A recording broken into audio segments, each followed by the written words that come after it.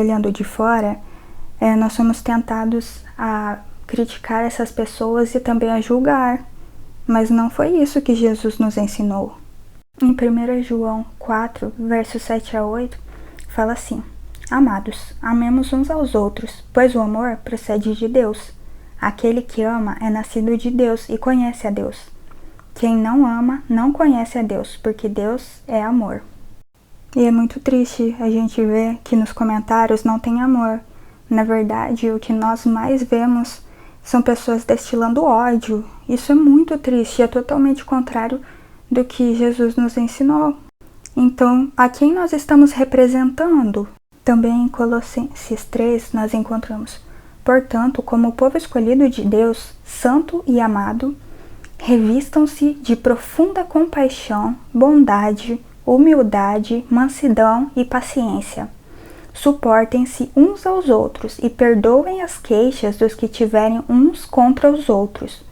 Perdoem como o Senhor lhes perdoou. Acima de tudo, porém, revistam-se do amor, que é o elo perfeito.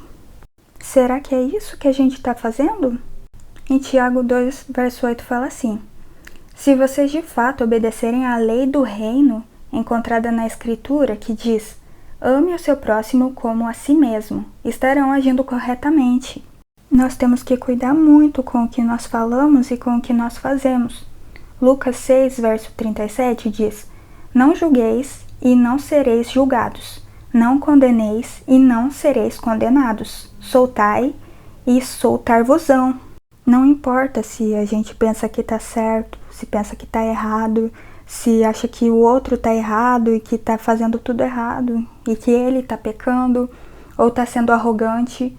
Não importa. Sério, isso realmente não importa, porque isso não foi dado condicionalmente. Isso deve ser obedecido incondicionalmente. E Jesus nos ensinou isso. Ele deu o próprio exemplo disso. Nós não devemos ser orgulhosos e arrogantes e queremos sempre estar certo acima de tudo e querer que o outro esteja errado e tentar provar de qualquer forma e tentar humilhar os outros. Não é isso que Jesus ensinou. Na verdade, ele ensinou a humildade. Durante toda a vida dele aqui na terra, ele nos ensinou a mansidão, a paciência e a humildade. O principal exemplo disso foi quando ele estava na cruz, porque ele, sendo rei, ele poderia ter descido de lá, ele poderia não suportar essa zombaria daqueles que estavam zombando dele, daqueles que faziam dele o inimigo e o tratavam como o maior dos pecadores. Ele não precisava disso. Ele estava certo e os outros estavam errados.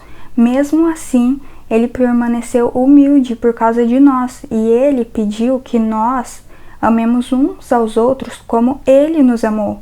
E será que é isso que nós estamos fazendo? Em Tiago 4 diz assim: Irmãos, não falem mal uns dos outros. Quem fala contra o seu irmão ou julga o seu irmão, fala contra a lei e a julga. Quando você julga a lei, não a está cumprindo, mas está se colocando como juiz. Há só um legislador e um juiz que pode salvar e destruir. Tu, porém, quem és que julgas a outrem?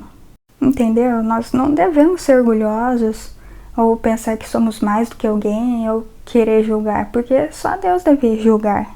Ele vai julgar todos nós.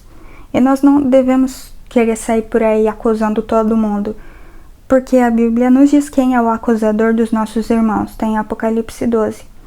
Diz assim: Então ouvi uma grande voz no céu que dizia: Agora chegou a salvação, o poder e o reino do nosso Deus, a autoridade do seu Cristo, pois foi lançado fora o acusador dos nossos irmãos, que os acusava diante de nosso Deus dia e noite.